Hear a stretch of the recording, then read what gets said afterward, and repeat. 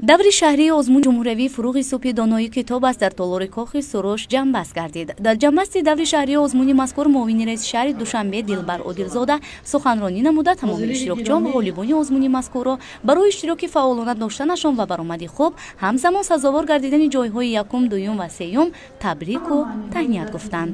ҳукумати мамлакат ҳамеша баҳри дарёфти зеҳн, истеъдод ва рушду такомули тахайюлоти наврасону ҷавонон ва омӯзгорон, бедор кардани шавқи илмомӯзӣ ва маърифату худогоҳию худшиносӣ, фарҳангпарварӣ, инкишофи қобилияти эҷодӣ, такмили захираи луғавӣ, тақвияти ҷаҳони маънавӣ миёни аҳолии кишвар, тарбияи насли ояндасози миллати тамаддунофари тоҷик ва арҷгузор ба асолати миллӣ тамоми чораҳои заруриро амалӣ менамояд.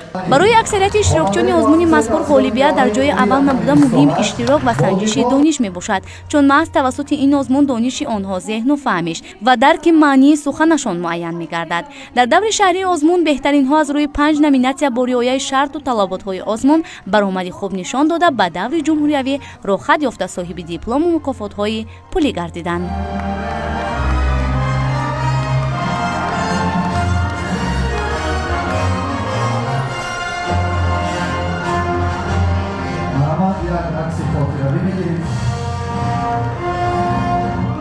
имрӯз боиси хушнудист ки мо дар маросими тантанавии ҷоизасупории ғолибони даври шаҳрии озмуни ҷумҳуриявии фуруғи субҳи доноӣ китоб аст иштирок намудем ва дар қатори ғолибон моро муаррифӣ намуданд ва ин албатта ин ҳиссиётро ба фикрам ки ба тамошобин расондан намешавад, зеро ҳар як иштирокчӣ дар дили худ ҳамин як ҳиссиёти хосаро дорад ва кӯшиш мекунем ки дар даврҳои минбаъда низ ҳунару маҳорати худ ва дониши худро бештар нишон диҳем то даври минбаъда ки фурсати кӯтоҳ мондааст боз ҳам тайёрии ҷиддитар бинем, зеро рақибони мо аз тамоми гӯшаю канори Тоҷикистон дар ин ҷо ҷамъ меоянд ва яъне сабқати дониш мекунанд ва ин албатта фикр мекунам чунин сабқат беҳтарини сабқатҳо ба шумор меравад ва миннатдории худро ба асосгузори сулҳу ваҳдати миллӣ, пешвои миллат, президенти ҷумҳурии Тоҷикистон муҳтарам Эмомалӣ Раҳмон ва ҳамзамон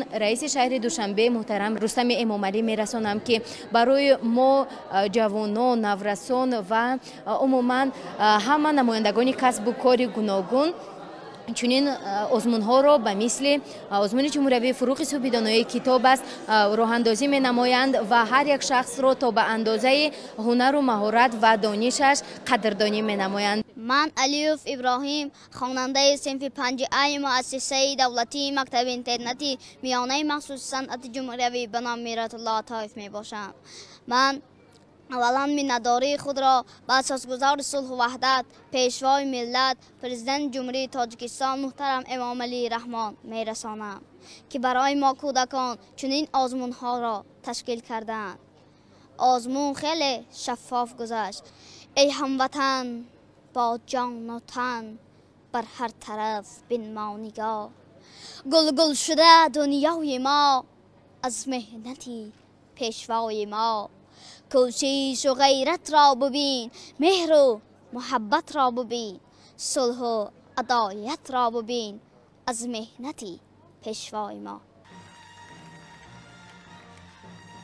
از جانب مقامات اجرایی حکومت دولتی شهر دوشنبه برای سهم گذاشتن در برگزاری آزمون جمهوری فروغ سوپی دانایی کتاب است کمیسیا و اعضای حکمان با دیپلم سرفراز گردانیده شدند. نظریه و ادبیات نو تاجیک فاکولته صد کاربازانان و عائله شهر دوشنبه.